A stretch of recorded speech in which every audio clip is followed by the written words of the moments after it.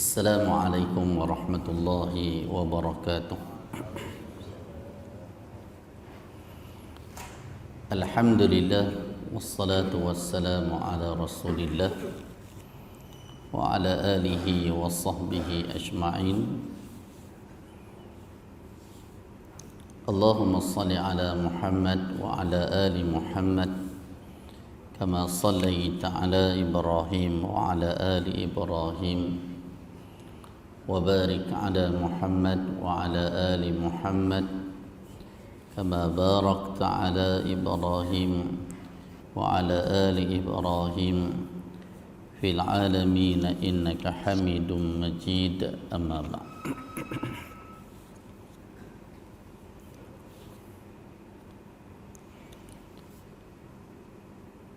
Muslimin muslimat yang dirahmati Allah sekalian, alhamdulillah, bersyukur kita kepada Allah Subhanahu wa taala kerana dapat bersama pada pagi ini. Dan insya-Allah pada pagi ini kita sambung bab yang masih lagi dalam perbincangan bab pengurusan jenazah dalam kitab Riyadhus Shalihin seperti yang disusun oleh pengarang kitab kita ni, Al-Imam Al-Hafiz An-Nawawi rahimahullah.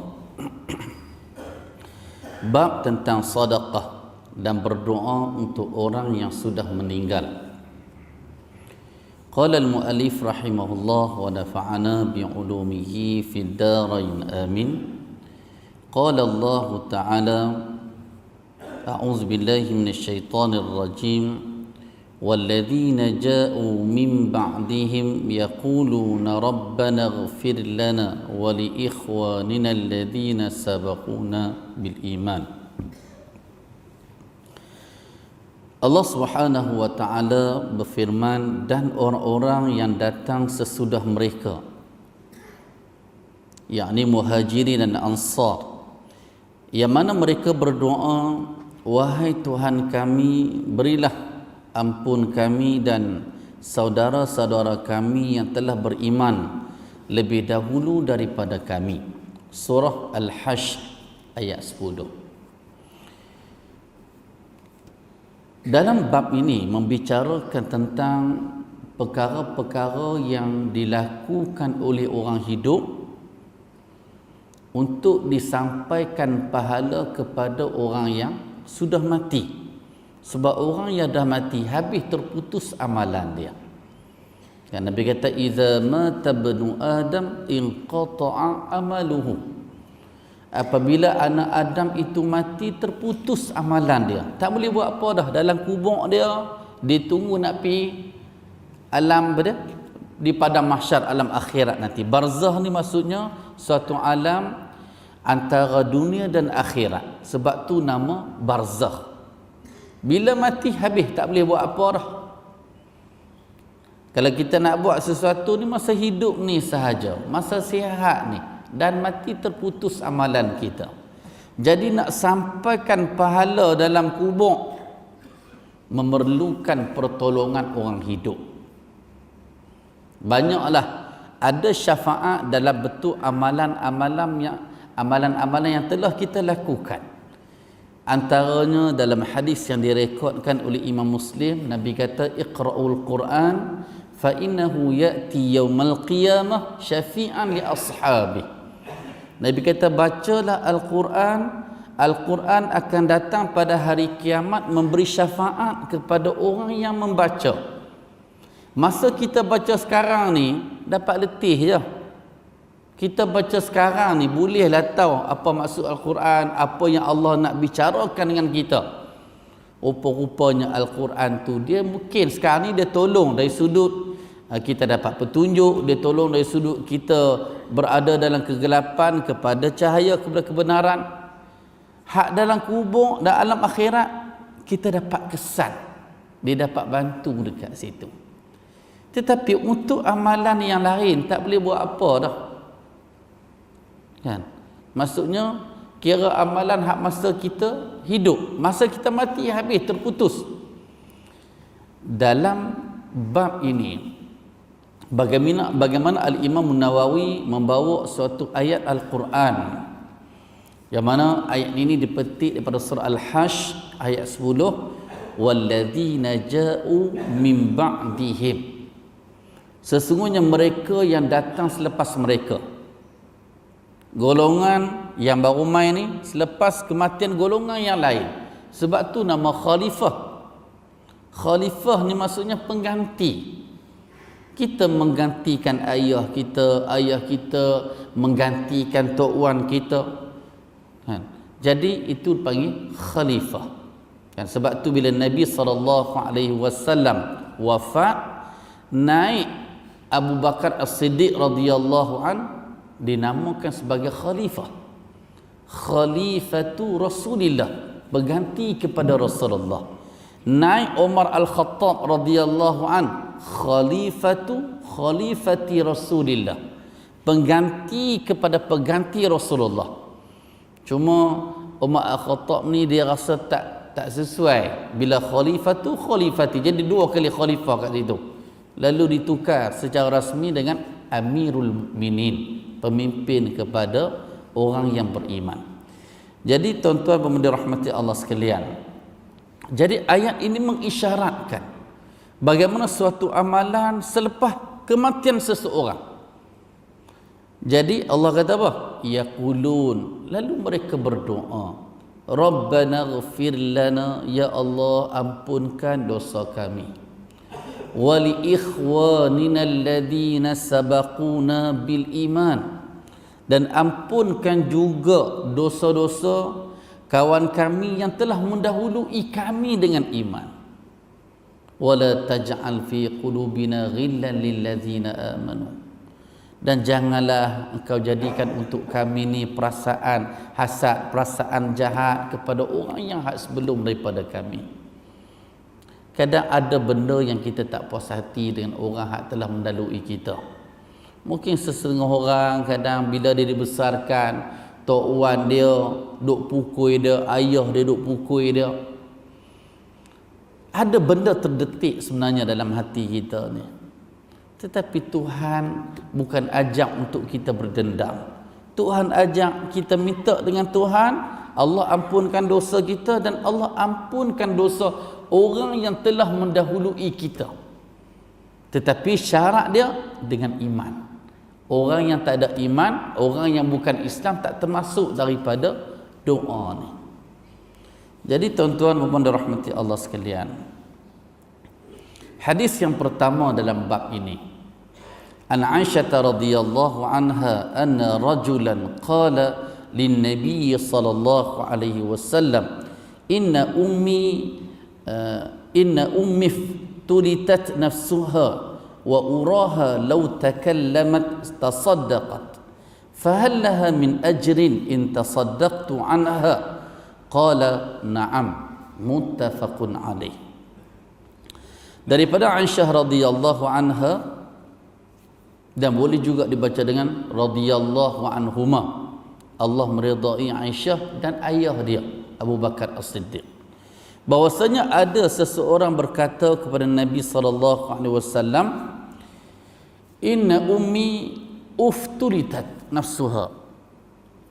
Ada seorang sahabat ni, dia pergi jumpa Nabi, dia kata kat Nabi, inna ummi uftulitat nafsuha, wahai Rasulullah, wahai Nabi, mak aku ni dia mati secara mendadak, tak sangka kan. Mendadak ni maksudnya tak ada sakit apalah, tak mati terus. Ada orang yang mati ni dengan ada persediaan lah, dengan ada sakitnya kan. Sebab tu beruntung siapa yang ada darah tinggi, keciman ni kan, jantung, walaupun setengah tidur tahu ni bala untuk aku ni, itulah aku tak kawal sangat makan kan, lah ni tunggu masa ya kan. Tapi sekurang-kurangnya penyakit hak kita, bukan kita cari penyakit, memang Tuhan bagilah, kita pun cari penyakit juga kan. Tapi nak ceritanya, ada semua benda tu sekurang-kurangnya bagaikan uban di kepala kita kan. Maksudnya tu persediaan lah, tak lama dah lah tu kan, tak lama dah lah tu. Kadang umur kita ni, kadang hari-hari, kadang kita tak perasan kan, tak perasan.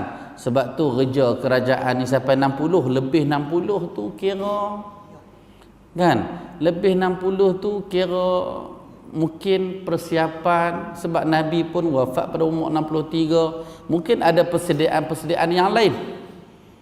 Dan hak tu pun nak sebut jugalah, hak imam umur 60 ke atas tu yang diberhentikan tu bukan dipecat lah. Ni masuk sikit bab tu. Kan? Bila masuk surah dia berkata 20 imam perlih dipecat.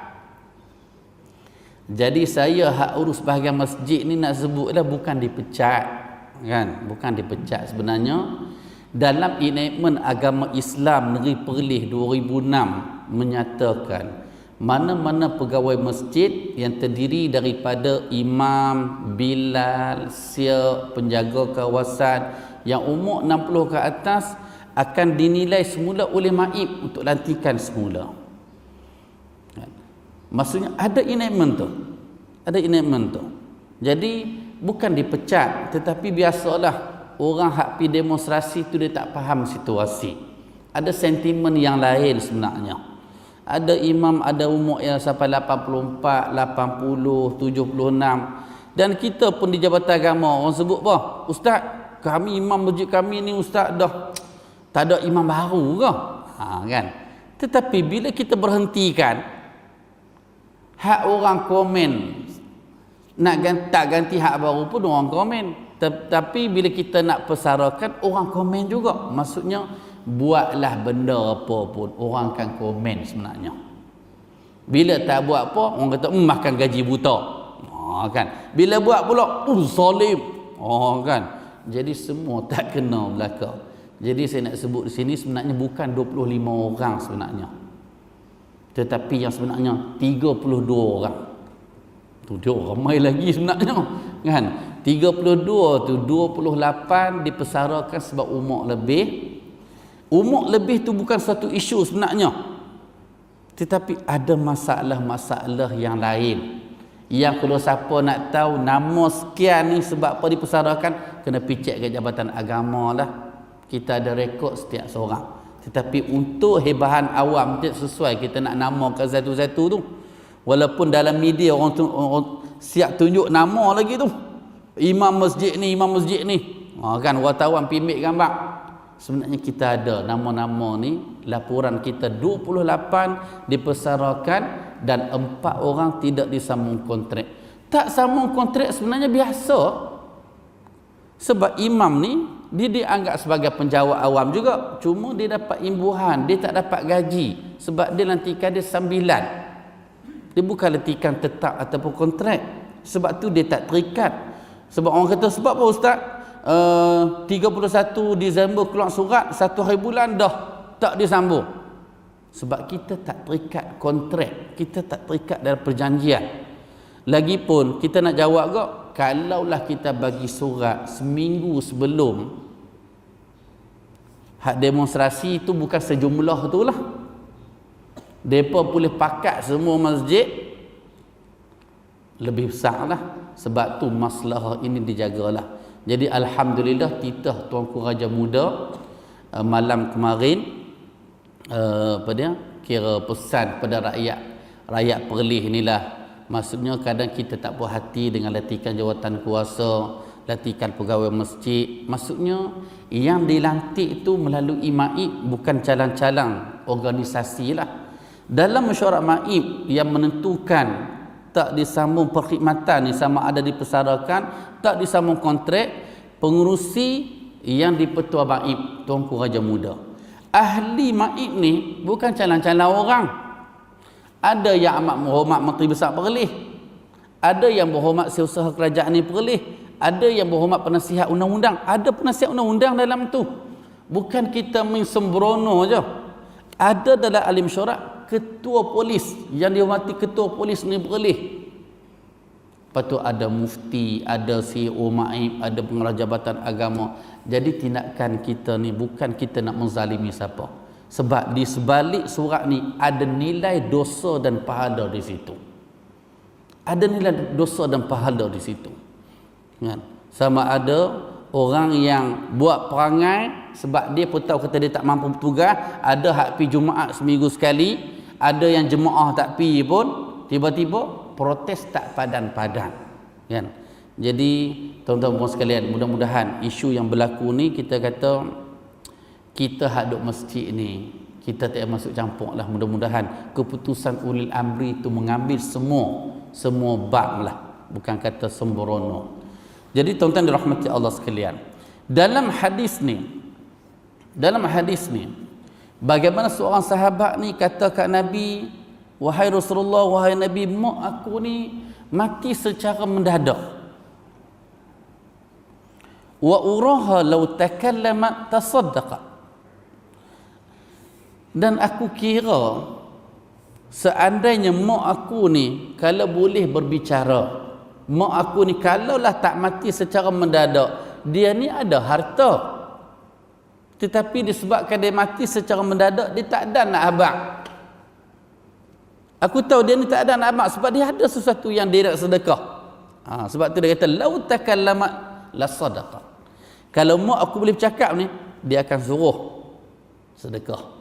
Kan?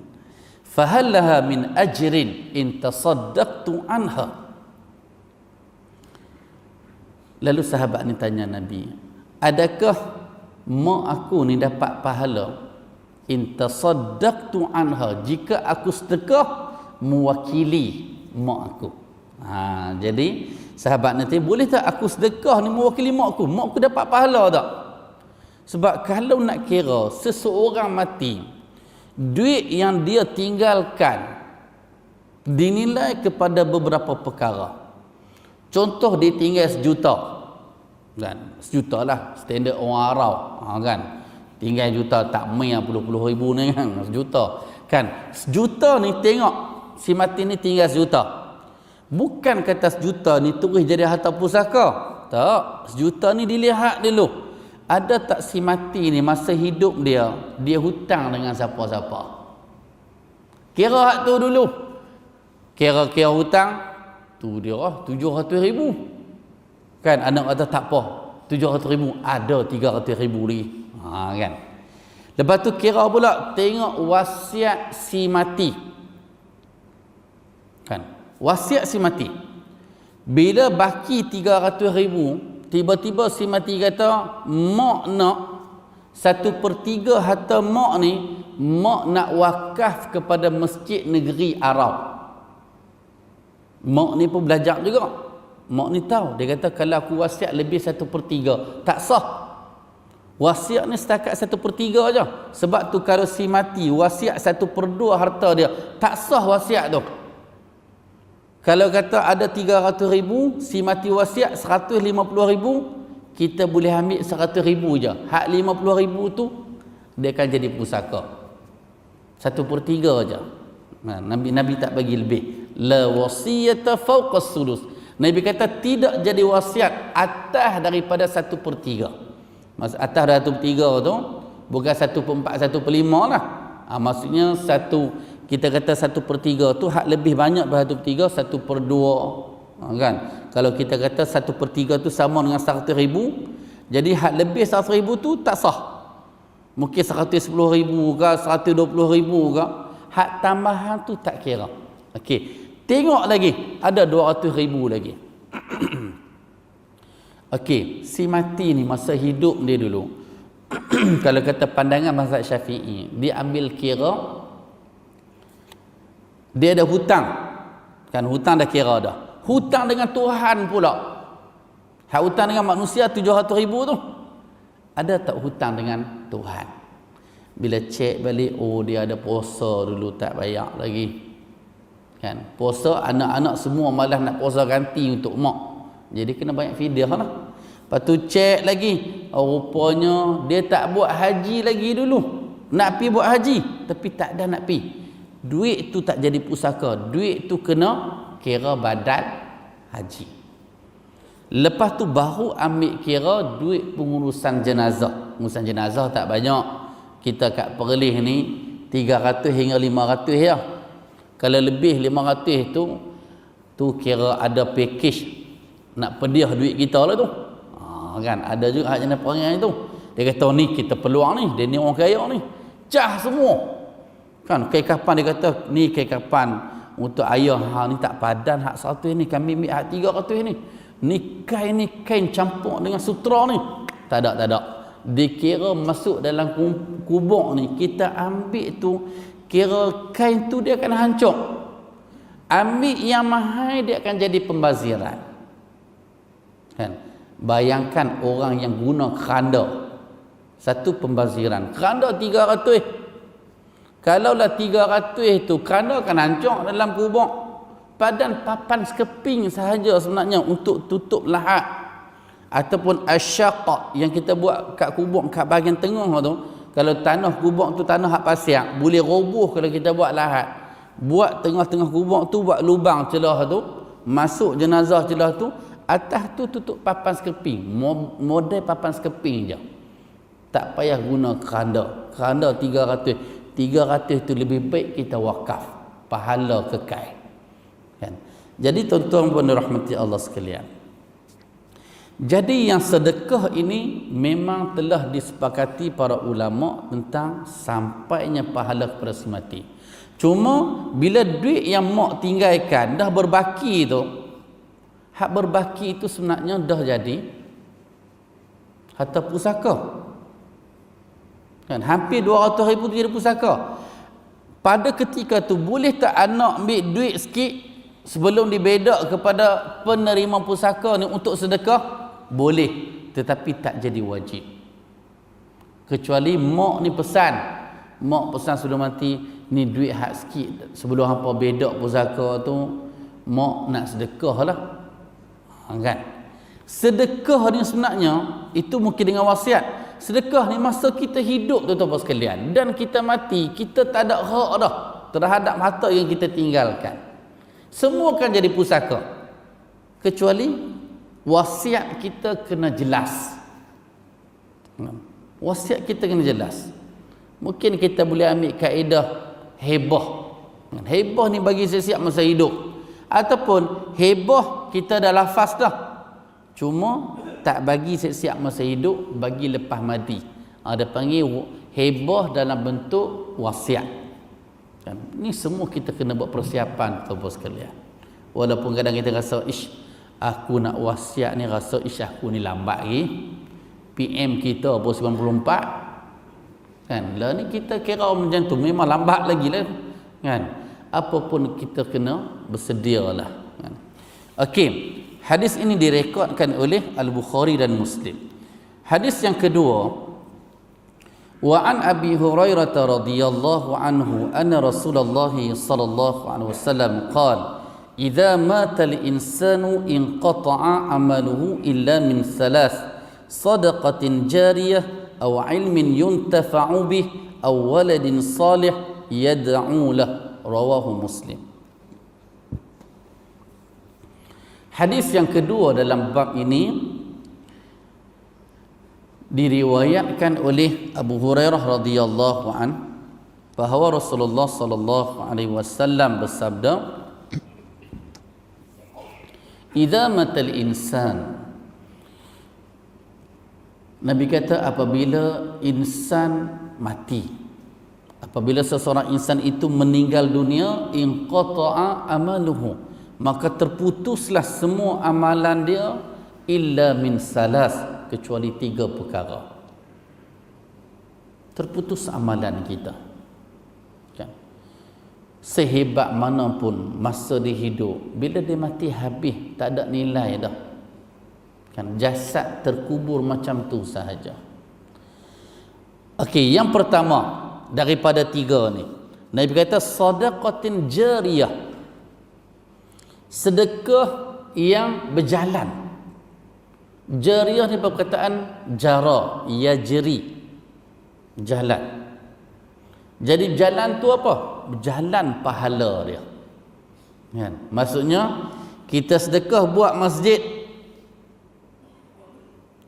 Masjid tu masih ada walaupun kita dalam kubur, duk terima pahala tu, duk berjalan. Dari mula kita sedekah sampailah kita dalam kubur, duk sampai pahala kepada kita. Sebab itulah kita nak buat kebaikan tuan-tuan sekalian, cari yang ulama sepakat. Sebab tu minggu lepas saya dah sebut sikit pasal isu baca Quran. Baca Quran ni isu khilaf. Mazhab Hambali kata sampai baca pahala kita nak sedekah dekat si mati. Imam Syafi'i kata tak sampai. Cuma yang kata sampai tu pandangan ulama dalam mazhab Syafi'i. Kan? Seolah-olah kita baca komentar ataupun tambahan perkataan Al-Imam Nawawi, seolah-olah macam Imam Nawawi ni dia bersetuju untuk dia kata baca Quran sampai kepada si mati. Sebab dalam kata-kata terakhir bab minggu lepas, bagaimana Imam Nawawi kata boleh seseorang tu baca Quran di kubur. Kan? Maksudnya hak baca Quran di kubur ni bukan pandangan orang lain, pandangan Imam Nawawi juga.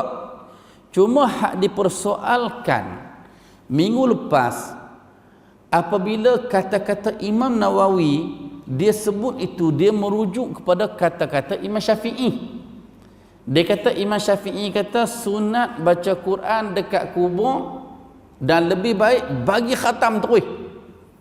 Jadi saya dah sebut dah minggu lepas, bila kita rujuk mana-mana kitab yang dikarang oleh Al-Imam Nawawi, kita tak ketemui mana tempat yang Imam Nawawi kata disunatkan baca Quran di sisi kubur dan lebih baik bagi khatam terus. Adakah itu betul-betul kata Imam Syafi'i ataupun tak? Sebab setahu pandangan kita, apa yang disebut oleh Al-Imam Ibn Katsir rahimahullah ketika komentar terhadap tafsiran ayat wa alaysa lil insani illa ma sa'a, dan seseorang itu tak dapat apa kecuali dengan apa yang dia usahakan.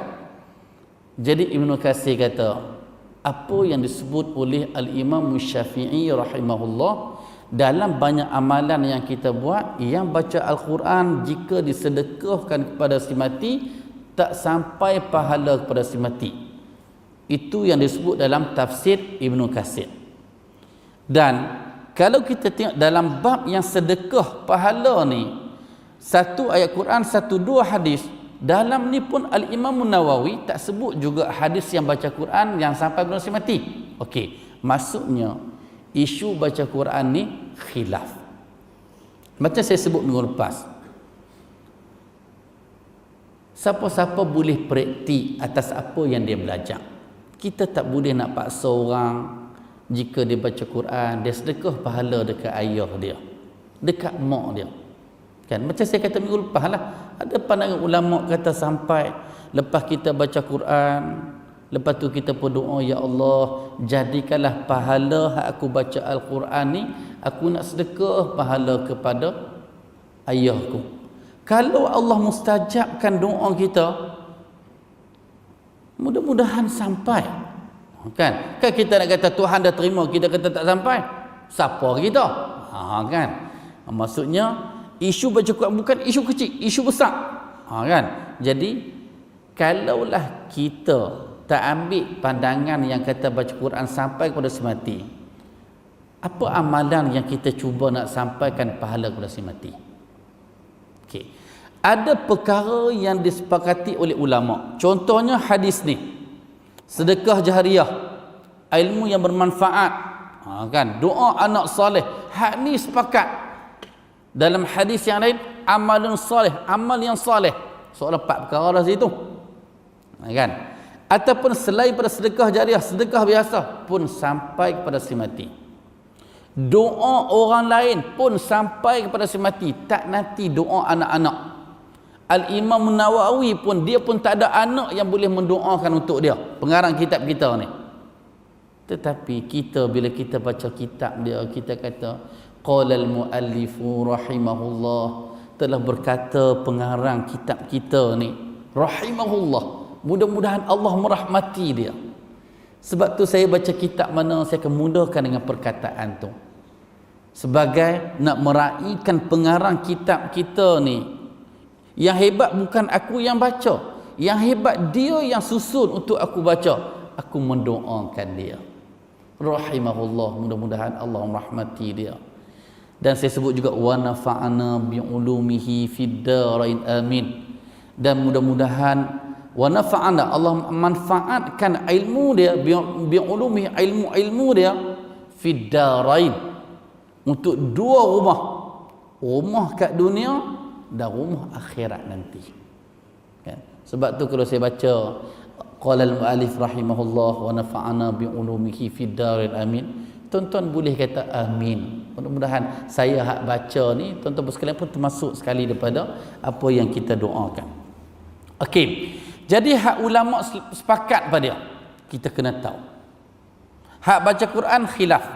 Hak yang sepakat doa, sedekah jariah, ilmu yang bermanfaat, amalan soleh.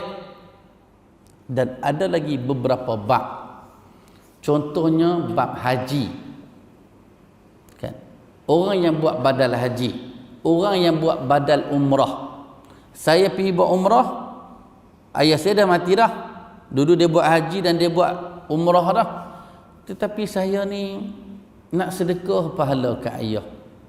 Lepas habis umrah kat saya pun pergi Tanah Naim semula. Kan? Labbaika umran an Abdus Sattar. Sahaja aku buat umrah untuk ayahku yang bernama Abdul Sattar. Kan? Boleh tak? Ada hadis yang sahih yang direkodkan oleh Al-Bukhari dan Muslim. Memang ada pelbagai hadis berkaitan dengan badal haji. Ada sahabat cerita, mak aku mati, boleh tak aku buat haji untuk mak aku? Nabi kata kat dia, huji anha. Wahai seorang perempuan, buatlah haji untuk mak kamu. Kan? Maksud boleh. Bila haji boleh, dan haji ini terkandung dalam haji ialah umrah. Haji tamattu' ada umrah dalam tu. Haji ifrad tak lengkap haji ifrad kecuali kena ada umrah. Apatah lagi haji qiran, sekali buat tu memang dah termasuk sekali dengan umrah. Hak ni kita buat umrah secara berasingan. Boleh dikatakan bab haji dan bab umrah sedekah pahala badal kepada si mati, boleh dikatakan ijma' ulama kata sampai. Puasa sampai tak pahala kepada si mati? Okey, puasa ini dia ada pengecualian dia. Nabi kata man mata wa alaihi siyam sama anhu waliyuhu. Hadis riwayat Imam Muslim. Nabi kata seseorang mati, masa dia mati ada berbaki puasa yang dia tak puasa. Sama anhu waliyuhu. Nabi kata sanak saudara dia kena puasa untuk untuk dia. Contoh ayah kita mati, dia puasa, atau dia puasa separuh dan dia tak puasa banyak. Dua pilihan untuk kita. Berdasarkan hadis ni, kita kena puasa ganti untuk dia. Dia tinggal 15 hari, 15 hari lah kita kena ganti untuk dia. Kalau ada 3 orang, boleh tak beda seorang 5, seorang 5? Ya, boleh. Selagi mana masih dinamakan sebagai wali.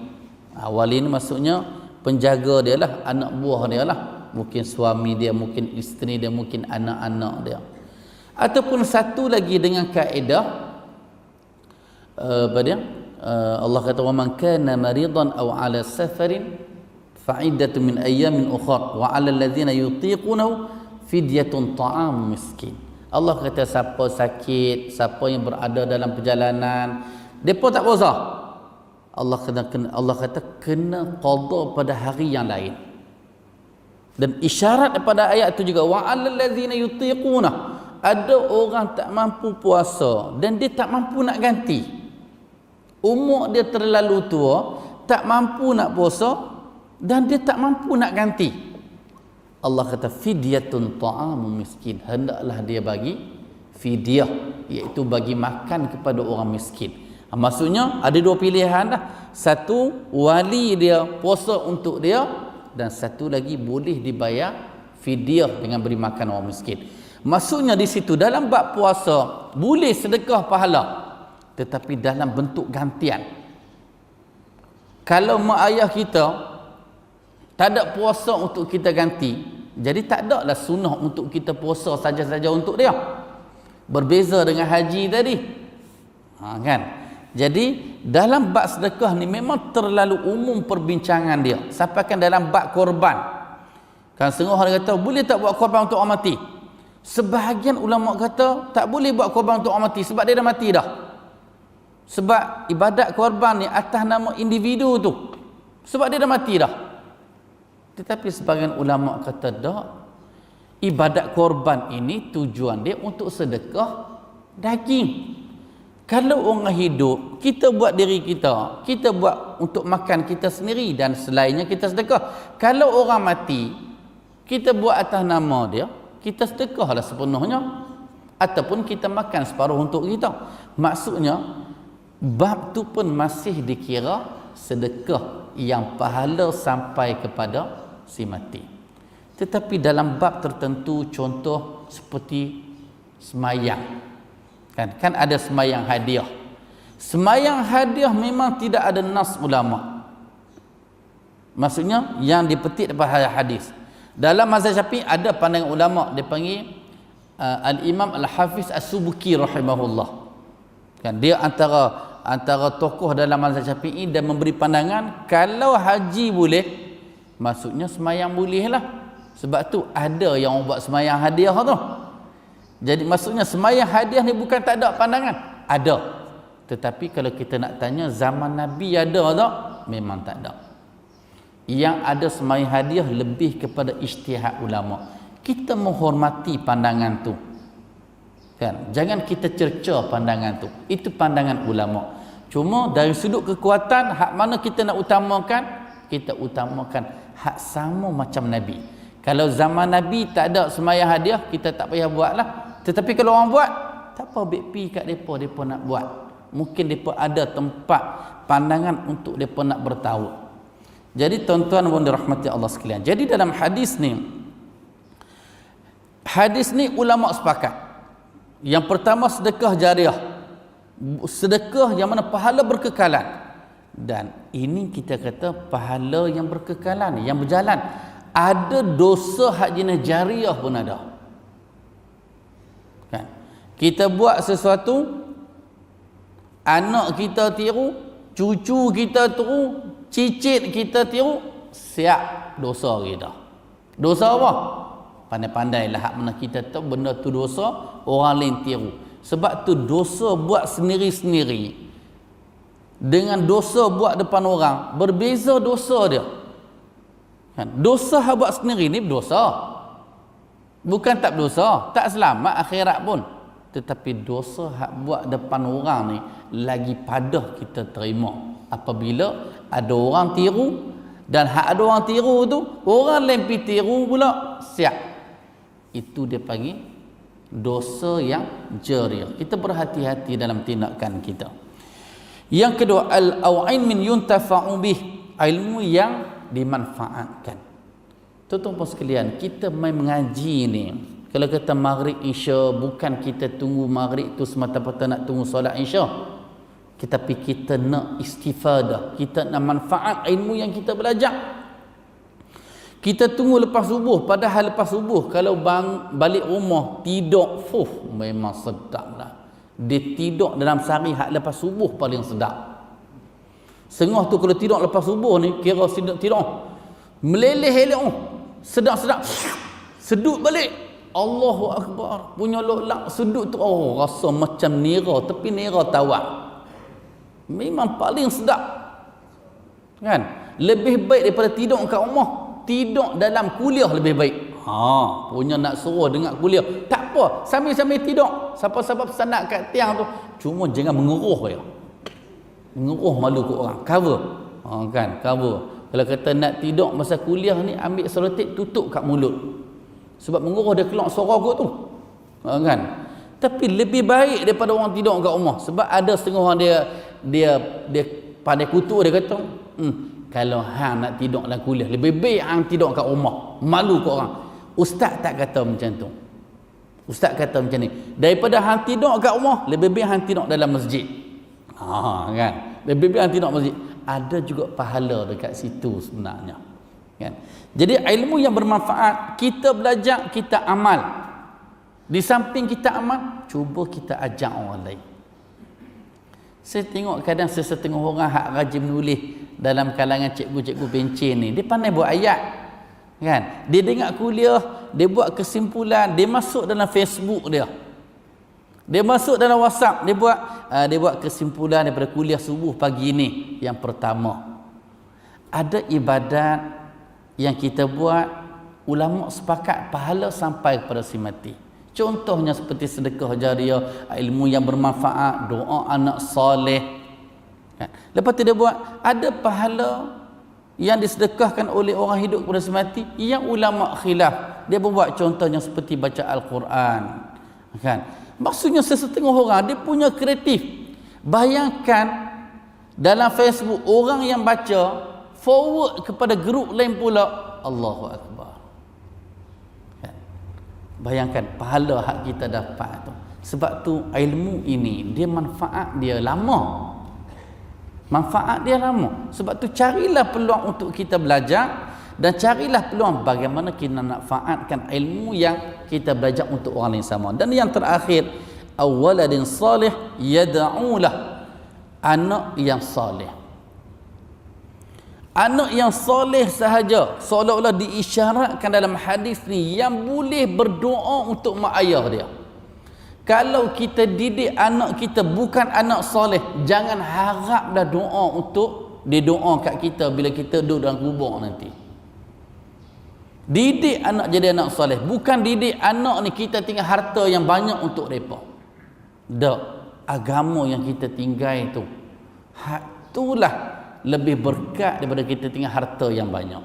Sesetengah orang harta ni dia punya simpan dalam bank, sampai kan nak sedekah tak mau, nak wakaf tak mau, dia kata tak apalah, hak ni aku nak simpan untuk anak-anakku. Allahu Akbar. Lebih baik dia manfaatkan masa hidup. Nak hantar anak dia pergi tuition, ngaji Iqra, hajat tahfiz muda, hantar pergi kelas Quran. Kan? Anak kita boleh nak ajak dia, tak apalah abang jadi engineer lah, ayah dah jadi cikgu dah, kakak jadi doktor lah. Tak apa, jadilah engineer ke doktor ke arkitek ke, asalkan saleh. Doktor yang saleh, engineer yang saleh, arkitek yang saleh. Kan, bomba yang saleh. Bomba bukan bomber. Kan, bomba tu hak bom orang, kan bomba. Kan, maksudnya kira yang penting saleh. Tak semestinya ustaz-ustazah. Kan? Asalkan yang soleh. Sebab yang soleh ni lah, yakinlah bila kita mati, dia pun akan doa untuk kita. Kita dah melalui zaman tu dah. Benda ini bentuk warisan. Kita doa untuk mak ayah kita yang telah mati. Yakinlah kita yang berdoa untuk mak ayah kita yang telah mati, anak-anak kita nanti insya-Allah akan mendoakan untuk kita dalam kubur.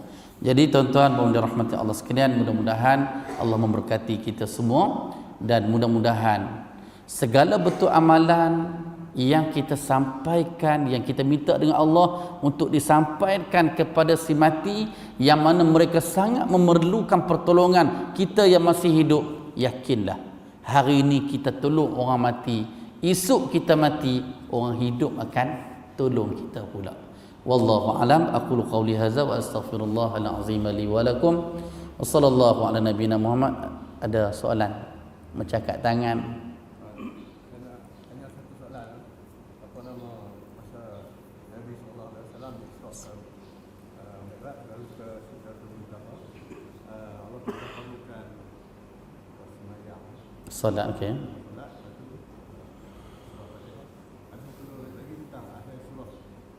Ya, surah Al-Baqarah ya. Itu jadi penci yang merupakan pandangan yang baca. La yukalifullah nafsan. Okey. Cerita Isra dan Mi'raj diriwayatkan oleh pelbagai hadis yang sahih. Antaranya riwayat Al-Bukhari. Jadi bila Nabi diisrakan, Isra ni dari kita kata dari Masjidil Haram ke Masjidil Aqsa. Manakala Mi'raj dari Masjid Al-Aqsa naik ke langit pertama, sampailah last sekali ke Sidratul Muntaha. Atas langit sana tu ada Sidratul Muntaha, ada pokok yang besar. Sidrah tu maksudnya pokok daun bidara. Nabi kata daun dia besar, telinga gajah, besar, nak cerita besar lah. Nabi jumpa Tuhan di atas Sidratul Muntaha. Semasa Nabi jumpa Tuhan ni banyak benda yang Nabi dapat, antaranya solat lah. Dan Nabi dapat juga ketika Mi'raj ni pada penghujung surah Al-Baqarah. Penghujung surah Al-Baqarah. Jadi penghujung surah Al-Baqarah ni mula daripada lillah ke amanah rasul. Wallahu alam, ada pelbagai riwayat. Ada kata lillahi ma fis sama, ada kata amanah rasul. Bila amanah rasul maka termasuklah dengan la yukallifullahu nafsan illa wus'aha. Dalam tu memang ada doa pun. Kan? Jadi soalannya apa kaitan tu? Kita dah baca dunia, dikira akan pakai. Kalau kita Dikira untuk halal dan pada kita mati. okey, adakah penghujung surah Al-Baqarah itu kita baca nak sedekah pahala ke kita baca untuk kita? Okey. Mana-mana ayat Al-Quran kita baca memang untuk kita. Kan? Laha ma kasabat wa 'alaiha maktasabat. Hak mana yang kita buat baik dapat kebaikan untuk kita. Wa 'alaiha, kalau kita buat jahat pun dapat kat kita. Orang lain tak dapat. Tu Allah nak cerita dalam la yukallifullahu nafsan. Dan penghujung ayat tu juga banyak doa Rabbana la tu'akhidna in nasina. Kan ni antara zikir harian kita lah. Kan? Zikir harian kita. Bila kita baca la yukallifullahu tu sekurangnya la yukallifullahu nafsan illa wus'aha. Ayat tu pun sebenarnya satu motivasi untuk kita. Allah kata Allah tidak membebankan kamu melainkan apa yang kamu mampu. Kan sebab tu dalam Allah ajak pula doa Rabbana la tu'akhidna in nasina aw akhtana. Rabbana wa la tahmil alaina isran kama hamaltahu 'alal ladzina. Balik tengok terjemahan dia, sangat cantik dan sangat manfaat doa dia, jadikan sebagai bacaan harian kita. Kan? Okey, saya rasa sekadar itu sahaja. Ada soalan yang lain?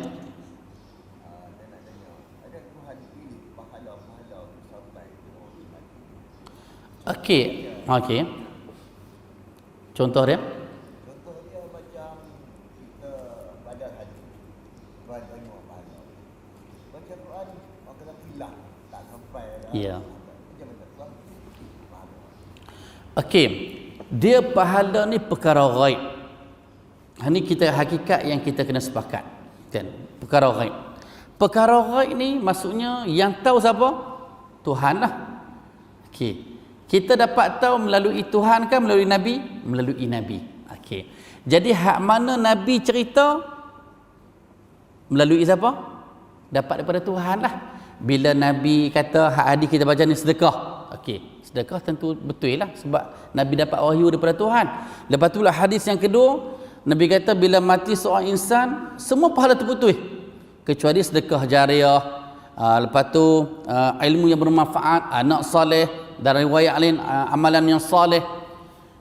Nabi cerita tu hak tu yang sepakat sebab perkara ghaib yang tahu Nabi tahu tu sebab Nabi dapat daripada Tuhan. Okey. Dalam bab baca Quran, ulama khilaf, pahala sampai ke pahala tak sampai. Sebab apa khilaf? Sebab zaman Nabi, Nabi tak baca Quran, lepas Nabi baca Quran, okey, aku sedekah pahala ni kepada si mati. Perbuatan tu tak ada. Itu yang jadi khilaf tu. Kalau Nabi buat, tentu Imam Syafi'i pun akan sepakat dengan kata-kata Nabi. Sebab tu Imam Syafi'i dia kata apa? Idza sahhal hadis fahuwa mazhabi. Hak mana hadis-hadis sahih itu mazhab aku. Patut kita pegang kata-kata tu. Jadi hak mana bukan bermakna Tuhan pilih hak ni atau Tuhan pilih. Hak ni Tuhan tak pilih. Pilih tak pilih tu berdasarkan apa yang Al-Quran cerita dan apa yang Nabi cerita. Cuma bagi pandangan yang kata Al-Quran tu mudah-mudahan sampai, itu ijtihad ulama lah. Kan? Sebab ijtihad tu pun bukan ijtihad yang tak kuat. Kuat juga sebab Nabi pun kata Iqra'ul Quran wasalullaha bihi. Bacalah Al-Quran, mintalah sesuatu daripada Tuhan. Kita baca Quran, kan? Tetapi hadis itu terlalu umum. Minta apa kat situ? Kan? Adakah minta tu untuk kita ataupun kita nak minta untuk ayah kita yang dah mati? Okey, ulama hanya sepakat wasallallahu bihi, minta sesuatu dengan Tuhan untuk kita yang masih hidup. Yang untuk si mati itu khilaf. Kalau tak, semua ulama akan sepakat. Sebab tu dalam bab baca Quran dia tak jadi ijma' ulama. Dia panggil perkara yang al-umurul mukhtalafun fi. Suatu perkara yang ulama khilaf. Ya. Okey, apapun saya lebih cenderunglah. Mungkin wallahu alam, mudah-mudahan sampai. Saya cenderung dengan pandangan tu. Cuma di sisi saya lah, cuba kita elak bacaan Quran, sedekah pahala kat si mati dalam bentuk upah. Hak ni kita cuba elak. Sama ada upah dengan duit ataupun upah dengan kenuri. Nak buat, anak beranak buat, memang sepakat mudah-mudahan sampai, bagi pandangan yang kata sampai. Tetapi kalau buat dalam bentuk upah, sebagaimana yang saya sebut minggu lepas, ijma' ulama menyatakan pahala dalam bentuk upah tak sampai kepada si mati. Jadi anak-anak buatlah untuk ayah dia kalau kata dia rasa pandangan tu kuat. Mudah-mudahan sampailah. Tetapi ada ulama kata tak sampai, sebab apa? Sebab zaman Nabi tidak ada amalan itu secara khusus yang dilakukan oleh Nabi dan para sahabat. Tak ada lah zaman Nabi kata Al-Fatihah. Kan? Ataupun dia kata okey, kita nak baca Al-Fatihah yang pertama ni nak sedekah pahala kepada Hamzah, pak menakan aku, dia mati dalam perang Badar, dalam perang Uhud. Nabi tak ada baca macam tu. Kan? Maksudnya kalau Nabi dah amal pada zaman Nabi, benda tu dah sepakat. Tetapi bukan praktik Nabi, itu yang jadi khilaf. Kan? Sebab benda berkaitan dengan pahala sampai ataupun tak, ini benda ghaib, hanya memerlukan Al-Quran dan sunnah Nabi SAW. Cuma kita kena akui benda ni benda yang khilaf yang muktabar, khilaf yang boleh diambil kira. Wallahu alam, nasi lemak pun dah menanti kita. Jadi kita tangguh dulu. Wallahu alam. A'udzubillahi minasyaitonirrajim. Bismillahirrahmanirrahim. Alhamdulillah wassalatu wassalamu ala Rasulillah wa ala alihi wa sahbihi ajma'in. Allahumma arham jam'ana hadza jam'an marhuma wa tafarruqana min ba'dihi tafarruqan ma'suma. Allahumma inna nas'aluka 'ilman nafi'a wa rizqan tayyiba wa 'amalan mutaqabbala. Allahumma khtim lana bi husnil khatimah wa la takhtim 'alaina bi su'il khatimah. ربنا لا تزغ قلوبنا بعد إذ هديتنا وهب لنا من لدنك رحمة إنك أنت الوهاب ربنا عليك توكلنا وإليك أنبنا وإليك المصير ربنا آتنا في الدنيا حسنة وفي الآخرة حسنة وقنا عذاب النار وصلى الله على نبينا محمد وعلى آله وصحبه وسلم والحمد لله رب العالمين. السلام عليكم ورحمة الله وبركاته.